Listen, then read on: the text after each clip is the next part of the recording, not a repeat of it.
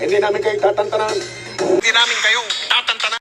Isang boses na kilala ng lahat. Tinig niyang naghahatid sa atin ng balita mula umaga hanggang gabi. Sa radyo hanggang sa TV. Isang icon, tinitingala sa industriya ng broadcasting. Tapat na maglilingkod para sa sambayan ng Pilipino. Nagulat ang buong Pilipinas at nagluksa kasama ng pamilyang Enriquez dahil sa pagkawala ng tinig ng katotohanang parte na ng pang-araw-araw ng lahat ng Pilipino. Huwag kalimutang pusuan ang totoo. Ang pagpanaw ni Miguel Mike Enriquez.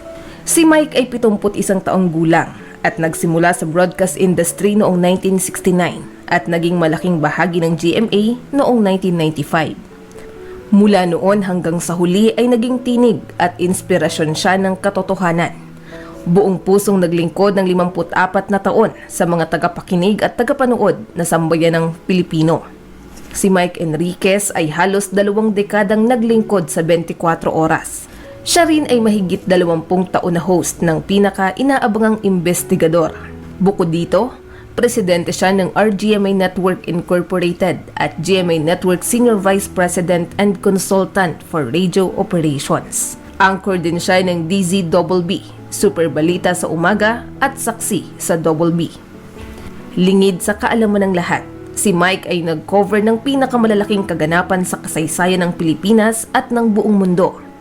Ang 24 oras na investigador ng bayan ay walang inaatrasan kahit gera sa Iraq, pinakamalakas na bagyo, ang Yolanda at Sendong, maging gera sa Marawi, pagpanaw ni Pope John Paul II noong 2005, Rebolusyong EDSA II hanggang sa prosesyon ng itim na Nazareno.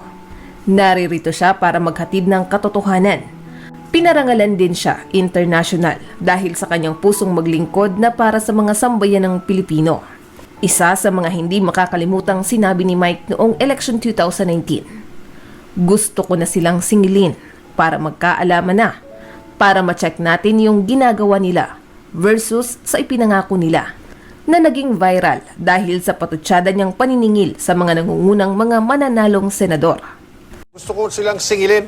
Anong maasahan namin sa inyo ngayon? Magkaalaman na para sa habang umuusad ang kanilang termino, na-check natin yung Ayon kay Mel ginagawa nila Chanco, versus habang binabasa ang statement ng GMA Network, nagluluksa po ang Board of Directors, Management at empleyado ng GMA Network Incorporated. Ayon sa GMA Network, ang kanyang dedikasyon sa industriya ay magsisilbing inspirasyon sa lahat.